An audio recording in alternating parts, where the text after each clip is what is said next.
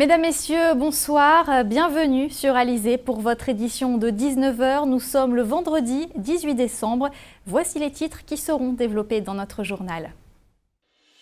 Harry Chalus, élu sans surprise à la présidence du Conseil régional. Fidèle à son discours consensuel, le nouvel homme fort de la région a appelé au rassemblement de tous pour la Guadeloupe. Le port de Guadeloupe célèbre ce soir ses 40 ans. 40 ans d'évolution vers le titre de plus grand et de meilleur port de la région. La sortie de Star Wars au Rex a échoué. Un incident technique a privé les nombreux spectateurs des images et du son. Colère dans la salle. Le journal, Aurélie Ronze. La Guadeloupe a donc officiellement un nouveau président de région. Harry Chalus, élu dimanche dernier avec plus de 57% des suffrages, a été investi ce matin à l'hôtel de région à Basse-Terre. Une élection qui s'est déroulée sans incident. Élection suivie par Muriel Barlagne. Comme le veut le protocole, c'est Victorin Lurel, le président sortant, qui a introduit la séance, le temps d'installer la nouvelle assemblée régionale. Un rituel encadré par la loi, selon lequel le doyen de la nouvelle assemblée, en la personne de Clodomir Bajazé et la Benjamine Jennifer Linon, doivent présider la séquence électorale. Avec 40 présents et un absent avec procuration, en la personne de Éric Jalton, le député maire des Abîmes, le quorum est largement atteint. Vient le moment d'ouvrir le registre de déclaration de candidature. Mais d'abord, l'Assemblée se lève à l'appel de Clodomir Bajazé pour une minute de silence à la mémoire des victimes des récents attentats de Paris. Merci. Oui, bonjour. Je propose la candidature d'Harry Chalus. Guy Losbar, le maire de Petit-Bourg, est le seul à faire une proposition. Harry Chalus est l'unique candidat à la présidence de la région. Le vote peut commencer, suivi immédiatement du dépouillement. Sur les 41 votants, 28 ont choisi Harry Chalus. 28 comme le nombre de sièges obtenus par la liste Changer d'avenir. Il est 10h45. Harry Chalus prononce son premier discours en tant que président du Conseil régional. Discours dans lequel il rappelle son désir d'une Guadeloupe réconciliée, où le mot opposition doit être banni. Aujourd'hui, c'est la Guadeloupe qui gagne. Il faudrait que nous soyons solidaires. Et j'appelle encore à la réconciliation, quel que soit le bord politique d'une personne. On devrait apprendre à se parler, à s'écouter, respecter l'opinion de la personne. Après une suspension de séance de 1 heure, la nouvelle équipe met en place la commission permanente. Une commission de 12 membres, dont 8 vice-présidents. La liste proposée est un consensus entre les listes Changer d'avenir et la Guadeloupe toujours mieux. Guy Losbar et Marie-Luce Ponchard sont nommés respectivement premier et deuxième vice-président. Ça va être collégial, surtout par rapport à ce que nous avions connu. Donc il nous appartiendra, surtout moi, en tant que premier vice-président, d'assurer cette cohésion au niveau du groupe, mais surtout faire en sorte que nous sommes toujours en face avec nos objectifs, notre ambition, et quand c'est nécessaire, accompagner avec le président. On voit très bien la marque d'Harry Chalus dès cette première séance. Je m'en félicite pour la Guadeloupe parce que ce qui importe, c'est de construire ce pays et on ne peut pas construire un pays qui est divisé, il faut le rassembler, il faut que tous les Guadeloupéens se retrouvent et cette démarche de réconciliation, Harry Chalus l'a voulu, c'est la raison d'ailleurs pour laquelle je suis à ses côtés et j'espère qu'effectivement nous serons au rendez-vous et que nous n'allons pas décevoir les Guadeloupéens. C'est ça qui nous anime aujourd'hui, ne pas décevoir et trouver des solutions rapidement. La prochaine plénière devrait avoir lieu en janvier. Elle sera l'occasion de nommer les responsables des différentes commissions du Conseil régional. Et après 2 mandats, Victorin Lurel a donc laissé ce matin son fauteuil de président de région. Je vous propose d'écouter sa réaction.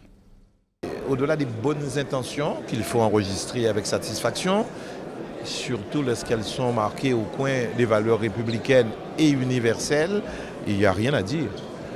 En revanche, dans la pratique, il faudra répondre aux aspirations de la population, aux fortes demandes qui ont été suscitées, voire entretenues, que bon, tout était mauvais, tout était de ma faute.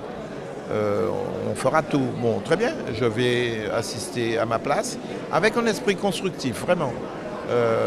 Parce que je sais qu'il y a des choses qui ne sont pas réalisables. Je n'ai pas été ici président pendant 9 ans pour ignorer les contraintes. Il faudra tenir la barre, gérer les contraintes, répondre aux attentes, aux demandes, ne pas créer de déficit, ne pas augmenter les impôts, ne pas surendetter. Je peux vous dire, il faut être bon. Voilà, je pense que Harry Chalus fera son travail. On verra à mesure qu'il appliquera son programme. Voilà, il est ambitieux, on verra.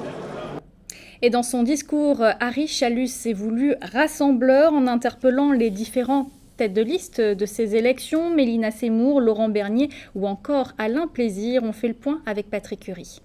Nous avons certes remporté l'élection, mais nous n'avons pas encore gagné le vrai combat.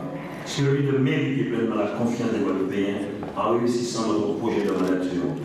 Au-delà de nos alliés, je veux m'adresser à l'ensemble des élus guadeloupéens en leur disant que nous pouvons tous réussir si nous savons unir nos forces dans le respect de nos différences.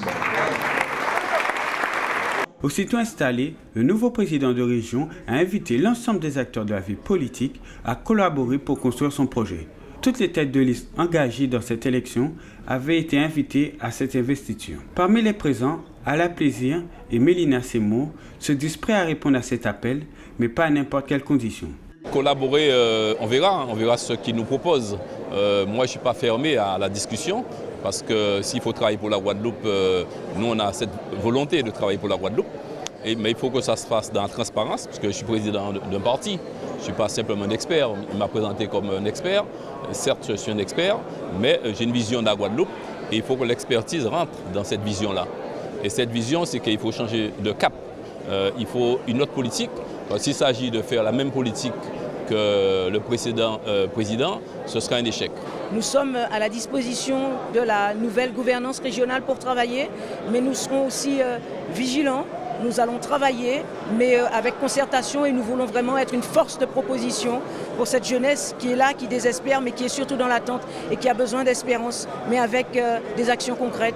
Et nous serons là à veiller à ça et à travailler justement pour cette jeunesse-là, avec elle. Harry Chalus a directement interpellé Laurent Bernier en tant que président du CHAG pour une réflexion sur la gestion de l'eau. Ce dernier souhaite que ce ne soit pas des vains mots, mais une véritable action coordonnée sur le terrain. La vocation du président Chalus, c'était de mettre les pieds dans le plat sur des sujets d'intérêt général comme l'eau. Je suis son homme, et je l'ai été par le passé, et je ne vais pas me défiler maintenant. Mais ce n'est pas une question propre à ma personnalité, c'est une question d'intérêt général qui concerne tous les élus. Des mots, c'est les actes. Et moi, je veux donner à ma petite place des actes forts sur la question relative du service public de l'eau et de l'assainissement. J'ai entendu le message du président Chalus, qu'à cela ne tienne. En nous, c'est le moment ou jamais. Cependant, sur les 7 têtes de liste éliminées au premier tour des régionales, peu étaient présents dans l'hémicycle. Reste maintenant à savoir si elles seront malgré tout sensibles à l'appel lancé par le nouveau président de région. Et l'ancien président du Conseil général de Guadeloupe, Dominique Larifla, également fondateur du GUSR, principal soutien d'Harry Chalus, était présent ce matin lors de l'investiture de ce dernier. Il a tenu à réagir à cet appel au rassemblement. On l'écoute. Je pense que c'est un pari difficile, il ne faut pas se bercer d'illusions. Mais si les gens ont compris le message d'Harry Chalus, auquel on a reproché, cela dit, d'être un petit électricien, mais je crois que ce petit électricien a mis beaucoup de lumière pour éclairer l'obscurantisme de beaucoup d'entre nous que nous considérons comme des intellectuels. Et c'est un pari difficile, mais je pense qu'il a touché les cœurs, les comportements. D'ailleurs, il est en phase avec ce peuple de la Guadeloupe qui n'a pas forcément suivi l'orientation des maires en disant, après tout, il y a autre chose à faire. Et ça, c'est un message très fort du peuple de la Guadeloupe qui constate que c'est lui, le donneur d'ordre, qui envoie des élus en mission, le représenter pendant le temps d'une mandature. Mais cette fois-ci, on a dit aux maires, stop, vos millions, c'est du rêve. Ce sont des millions de monopoly, il faut faire autre chose pour sauver la Guadeloupe. Enfin, plusieurs représentants des différentes catégories socio-professionnelles de Guadeloupe étaient également présents lors de cette cérémonie d'investiture, notamment Colette Coury, la présidente de la Chambre de commerce et d'industrie des îles de Guadeloupe, ainsi que Patrick Célin, président de la Chambre d'agriculture de Guadeloupe. Voici leurs réactions recueillies par Muriel Barlagne et Patrick Curie. Ce qui est important, c'est les structures qui vont avec. Parce que quand vous devez avancer avec des structures qui marchent. Comment voulez-vous que le tourisme continue de se développer si on ne règle pas le problème de l'eau, si on ne règle pas le problème des déchets, si on ne règle pas le problème des transports? Donc, je crois que les grands projets structurants sont la raison unique qui permettra que d'autres projets privés voient le jour. Un très beau discours qui est rempli d'espérance, d'espoir, rappel à l'unité, à la solidarité. Moi j'attends bien sûr pour le monde agricole, on attend cette déclaration de politique générale qui est promise dans les jours à venir. Mais je fonde quand même beaucoup d'espoir sur cette nouvelle majorité, puisque vous savez, la région de Guadeloupe, enfin les régions d'une manière générale ont beaucoup plus de responsabilités désormais. La loi leur permet d'aller un petit peu plus loin. Je crois qu'ensemble avec les chambres consulaires, l'agriculture particulièrement avec la gestion du FEADER que la région est désormais responsable, dont la région est désormais responsable, nous allons pouvoir travailler, je l'espère, par rapport à ces propos de Harry Chalus remplis, comme je vous disais, d'espoir, d'espérance. Et donc le monde agricole sera attentif et prêt à travailler, bien sûr. Et voilà donc ce que l'on pouvait dire sur l'investiture d'Harry Chalus à la tête de la région Guadeloupe. Un autre événement attendu par des millions de personnes cette semaine, c'est la sortie du dernier volet de la saga Star Wars. Le 7e opus, Le Réveil de la Force, devait être diffusé cet après-midi en Guadeloupe. Car en effet, il y a eu un petit souci technique. Le reportage de Richard Scott Tamar.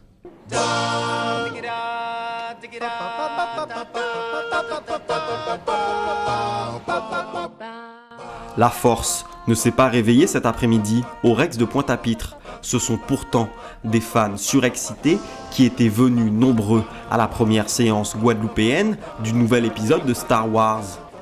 J'espère que qu'il va valoir tous les anciens, parce que du coup c'est plus George Lucas. Et voilà quoi, j'espère qu'ils vont m'en mettre plein la vue. Malgré la patience des nombreux fans de la saga, le film n'a pas été projeté suite à des soucis techniques, sans d'autres précisions de la direction. À croire que le côté obscur de la Force était puissant. Exactement, on nous a dit qu'il y a eu un problème technique. Et actuellement, on ne sait toujours pas sur une séance à 18h. C'est une très grande déception. Parce que normalement, la France qui est déjà a eu le film le 16 décembre. Et nous sommes un département français. Donc normalement, nous sommes censés avoir le film en même temps que la France. Nous sommes le 18 et ils ne sont même pas capables de diffuser le film 2 jours après la sortie. Actuellement, aux États-Unis, ils sont en train de voir le film. Et nous ne pouvons pas le voir. Donc dans le trajet États-Unis-Guadeloupe, je ne pense pas qu'il y ait des problèmes de destination, de kilomètres et compagnie pour faire venir un film. Au-delà de l'incident survenu au Rex, ce nouvel épisode de la saga est une petite révolution dans l'univers de Star Wars. Avec un budget estimé à 200 millions de dollars, un nouveau réalisateur, J.J. Abrams, et de nouveaux héros, une jeune femme et un jeune noir, preuve du souci de diversité qui existe dans l'industrie cinématographique américaine.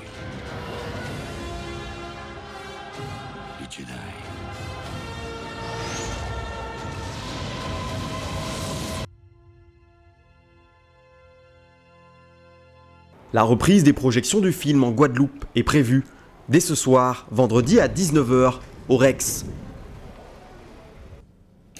Allez, on change d'ambiance avec plusieurs détenus de la prison de Bémao qui ont reçu aujourd'hui leur diplôme. Cette année, une trentaine d'entre eux ont réussi le baccalauréat, le certificat de formation générale ou encore ont eu le diplôme national du brevet. Le reportage de Karine Gielman. Reprendre confiance en soi grâce à l'éducation. Donia vient de passer un certificat de formation générale. Son objectif, devenir couturière. Ça représente un grand pas vers l'avenir. Ça m'a beaucoup motivée parce que je ne savais pas que j'avais autant de qualités, autant de valeurs cachées. Je m'en suis aperçue ici et par les aides du SPI, par les aides de la direction qui ont fait beaucoup d'efforts pour pouvoir nous former, qu'ils ont investi beaucoup, tout leur encouragement, qu'ils se sont mobilisés avec toutes les associations pour nous apporter la force et le courage. Mon entourage, tout particulièrement une détenue avec qui j'arrive à trouver mon chemin aussi, qui m'a beaucoup aidée, qui est là présente, et puis donc ça se passe très bien avec elle, et puis donc on a des projets, on fait beaucoup de choses et on envisage beaucoup de projets pour l'extérieur. Je me suis déjà bien organisée, j'ai déjà préparé ma sortie. Donia prépare sa sortie et espère bien être libérée d'ici l'année prochaine. 29 diplômés au centre pénitentiaire de Bémao ont reçu leur diplôme ce vendredi, 7 femmes et 22 hommes. Une fierté pour Ginette, enseignante à temps complet au sein de la prison depuis 10 ans. Présente toute la semaine, elle est là pour encadrer les étudiants, mais pour eux, elle est aussi une écoute. Parce que c'est avec beaucoup de plaisir, ils viennent suivre les cours. Pour eux, c'est une bouffée d'oxygène, parce que nous, au niveau des enseignants, c'est le seul endroit où ils n'ont pas parlé de la pénitentiaire. Ils peuvent parler de leur vie, de ce qui se passe dans les actualités. Et ainsi, nous évitons aussi de parler de la pénitentiaire avec eux. D'ailleurs, lorsqu'ils arrivent, on ne cherche même pas à chercher les faits qu'ils ont commis à l'extérieur. Pour nous, ce sont des élèves que nous accueillons et nous travaillons avec la même efficacité que si nous étions à l'extérieur dans un collège. Sa salle de classe est une pause dans l'univers carcéral. Vous savez, il ne faut pas se voiler la face, il y a des gangs à la prison, donc nous faisons en sorte que ceux qui ne sont pas compatibles, on évite qu'ils se retrouvent. Et c'est la raison pour laquelle ça se passe en toute sérénité. Depuis que je suis là, je n'ai jamais assisté à un conflit dans une salle de classe. Une ouverture sur le monde entre créativité et enseignement, des diplômes qui transforment la peine de prison de ces jeunes en une délivrance vers l'extérieur. Au chapitre économie, le grand port maritime de la Guadeloupe a inauguré en fin d'après-midi la première phase des travaux du port Nouvelle Génération, des travaux qui consistaient à redessiner et approfondir le chenal d'accès au port. On fait le point tout de suite avec Karine Gelman. 980 424 passagers en transit en 2014 au port de la Guadeloupe. 95% des échanges de marchandises de l'archipel vers l'extérieur. Le port de la Guadeloupe, renommé en 2013 le Grand Port Maritime, a un bon palmarès à son actif. Pour son anniversaire, le Grand Port de la Guadeloupe lance sa première phase de travaux, celle du port Nouvelle Génération. Autrement dit, redessiner et approfondir le chenal d'accès au port. Le port se porte donc bien, notamment grâce à la saison des croisières, un des piliers de ce complexe maritime. On s'est rendu compte que pour ce qui concerne la Guadeloupe, les retombées économiques sont somme toute relativement importantes puisqu'elles représentent environ de l'ordre de 38 millions d'euros pour une saison qui est somme toute très courte, de l'ordre de 4 mois et demi. Avec 95% des échanges de marchandises de l'archipel vers l'extérieur, le Grand Port Maritime est un des points névralgiques de la Guadeloupe. L'agrandissement du port est estimé à 87,2 millions d'euros. Un des principaux chantiers, les travaux de dragage du chenal, pour passer de 11 mètres à 16,2 mètres de profondeur. Objectif, accueillir de plus grands navires. Le port de la Guadeloupe qui fête par ailleurs cette année ses 40 ans. Un show nautique a d'ailleurs lieu en ce moment même à la Darse. On essaiera d'avoir des images avant la fin de cette édition. Mais pour l'heure, il est temps de parler de l'actualité dans notre grande région de la Caraïbe. Nous allons notamment ce soir sur l'île de la Dominique. Voici la Minute Caraïbe. Dominique, Patricia Scotland en visite, fraîchement élue comme secrétaire générale du Commonwealth. Patricia Scotland a effectué une visite dans son pays de naissance, la Dominique. Elle a entre autres inauguré une école primaire en son honneur située dans le village de Vieille-Case, qui se trouve être dans la circonscription du Premier ministre Roosevelt Skerrit. Stuck Salt, c'est le rapide message qu'a délivré la nouvelle secrétaire générale du Commonwealth à ses détracteurs. Tous les Dominicains ont très bien compris ce qu'elle a prononcé et en tant que Dominicaise, elle connaît la portée injurieuse de ses propos. Patricia Scotland a en outre vivement remercié le Premier ministre Skerrit en tant que principal soutien à sa candidature à la tête du Commonwealth malgré les nombreuses critiques. En effet, et même si elle est née à la Dominique, Patricia Scotland, âgée de 60 ans, n'a résidé sur l'île que lors de ses 2 premières années. Cette naissance lui confère la nationalité dominicaise, ce qui lui a permis d'être éligible au poste de secrétaire général du Commonwealth. C'est d'ailleurs la première fois depuis sa création, en 1965, que cette institution est présidée par un Caribéen et par une femme. Patricia Scotland se dit donc très fière de ce poste et de ses origines dominicaines. Elle l'a rappelé à la foule rassemblée pour la cérémonie d'inauguration où elle a prononcé un discours mi-anglais, mi-créole. Dominique, le Premier ministre dans la tourmente. Dominique, toujours où le nom du Premier ministre Roosevelt Skerrit est mêlé à de nombreuses allégations de corruption, de népotisme et de malversation. Notamment sur le projet aujourd'hui en suspens, le Layou River Hotel, Skerrit aurait conspiré avec l'ambassadeur de Chine, Davin Xiu, et son partenaire d'affaires, Tung, pour mener des actions frauduleuses à l'encontre des investisseurs Felix Chen de l'ordre de 20 millions de dollars américains. L'affaire est en cours, mais le Premier ministre dominicain risque gros si la corruption était reconnue. États-Unis, saisie de drogue au Guatemala. La police des douanes de l'aéroport international de Washington a saisi plus de 4 kilos d'héroïne sur un homme d'affaires en provenance du Guatemala. La drogue était dissimulée à l'intérieur des sacs en plastique étiquetés comme poudre d'avoine. L'homme d'affaires a fait l'objet d'une inspection de routine qui a suspecté ces sacs, lesquels ont dû faire l'objet d'un second contrôle canin qui a détecté la drogue. L'homme d'affaires a été renvoyé au Guatemala et interdit d'entrer sur le territoire états-unien pendant 5 ans, mais il n'a pas été arrêté car il a pu prouver qu'il n'était pas informé de la contenance des sacs en plastique. Tous les jours, la douane américaine de l'aéroport de Washington saisit plusieurs kilos de médicaments, drogue, argent, armes et autres produits illicites à l'entrée des frontières américaines. Retour en Guadeloupe, je vous propose de découvrir un portrait, celui d'une fleuriste installée sur la place Gourbert à Pointe-à-Pitre depuis 1972, un personnage haut en couleur que tout le monde appelle Mamie. Demain, comme chaque année, elle se rendra au CHU de Pointe-à-Pitre pour égayer les chambres des enfants malades. Rencontre avec Éric Pommier. Depuis 4 ans, cette fleuriste installée place Gourbert à Pointe-à-Pitre et que tout le monde appelle Mamie a un rituel, offrir des fleurs aux enfants hospitalisés au CHU de Pointe-à-Pitre. Ça m'est venu un jour, ils voulaient des fleurs, ils n'avaient pas d'argent et il y avait un tas de malades qui n'avaient rien pour la Noël. Alors j'ai fait une trentaine de bouquets et de petites compositions. J'ai donné à la fille qui est venue me demander et depuis je continue à les donner. Ici, tout le monde connaît Mamie pour sa générosité, pour preuve, les 60 compositions florales qu'elle met à la disposition des enfants malades. Une action indispensable, rajoute cette mère de 17 enfants, touchée depuis 4 ans par la sensibilité et la détresse de ces jeunes malades. Mais tu sais, ça m'a touché un petit peu, comme je sais, c'est deux chemins. Soit on est malade, soit on est gay. Alors, je suis une mamie qui comprend et qui peut supporter les douleurs. Mamie n'est pas qu'une simple fleuriste, elle a été élue Super Mamie Guadeloupe en 2004 et Super Mamie France la même année. Mieux, cette mamie nationale est la lauréate du Grand Prix des fleurs coupées à Dijon, Grand Prix qu'elle a remporté à 5 reprises. Et puis quand Mamie n'est pas parmi ses fleurs, on la retrouve à la Route du Rhum, au Salon de l'Agriculture ou à la Foire de Paris. À 73 ans, cette native de la commune de Baïf, dès 2016, va à nouveau chausser ses talons pour défiler avec le groupe carnavalesque Atoubande de Petit-Bourg. Mamie, dame de cœur, mais avant tout dame de fleurs. Moi, je suis née dans les fleurs depuis petite fille. On plantait les fleurs en pot et comme j'ai été élevée à Matouba, à Papaye, avec les Indiens de Matouba, Saminadin, Minachi et tout ça, ils plantaient les fleurs, ce sont eux qui vendaient les fleurs avant au marché.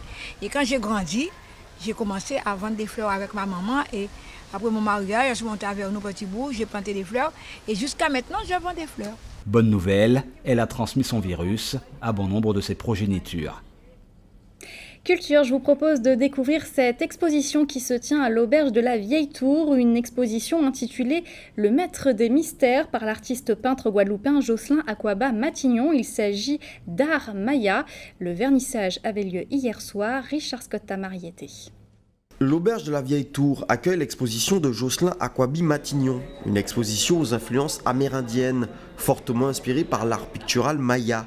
Jocelyn Aquaba Matignon est un artiste singulier dans le microcosme de l'art pictural antillais. Son travail artistique mélange différents styles et différents matériaux.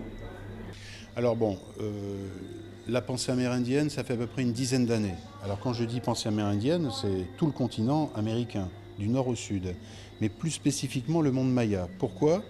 Parce qu'en fait, vivant en Guadeloupe, je suis guadeloupéen, j'ai tout de suite constaté que la Guadeloupe faisait partie, à une certaine époque, du monde maya. C'était des îles qui dépendait de la sphère d'influence maya. Donc j'ai fouillé un peu tout ça, voilà, par des lectures, par des voyages, etc.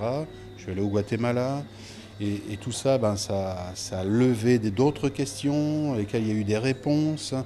Et puis par la peinture, j'ai tenté de questionner l'invisible, parce que la peinture c'est ça, c'est questionner l'invisible. Et puis voilà, le cheminement s'est poursuivi et il se poursuit toujours.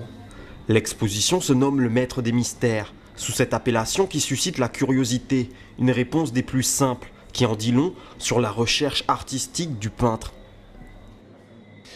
Alors, dans le monde maya et le monde amérindien, l'intégralité du temps et de l'espace est sacrée. Quand je me réveille le matin, je suis dans un espace sacré. Et avant de me coucher, je suis dans un espace sacré. Il n'y a pas un moment de la journée où c'est pas sacré. Donc, la quête globale, ça va être une quête de l'être, savoir qui on est. D'ailleurs, mon personnage qui va couvrir un peu les personnages mythiques mayas s'appelle un qui ou quand. C'est-à-dire qui, où et quand. L'art maya est considéré par certains comme étant le plus sophistiqué et le plus beau de toute l'Amérique précolombienne. Cette base artistique sur laquelle Jocelyn Aquaba s'appuie pour proposer son œuvre, que l'on pourrait définir comme une forme moderne d'art amérindien, donnant à l'ensemble de l'œuvre, en plus d'une portée picturale, un véritable questionnement sur ce qu'est l'art moderne amérindien. Un mot de sport à suivre ce soir en football, la suite de la 11e journée de DH. Tout à l'heure à 20h30, l'Étoile de Morne-à-l'Eau reçoit l'Arsenal Club, un match qui se jouera à Petit Canal.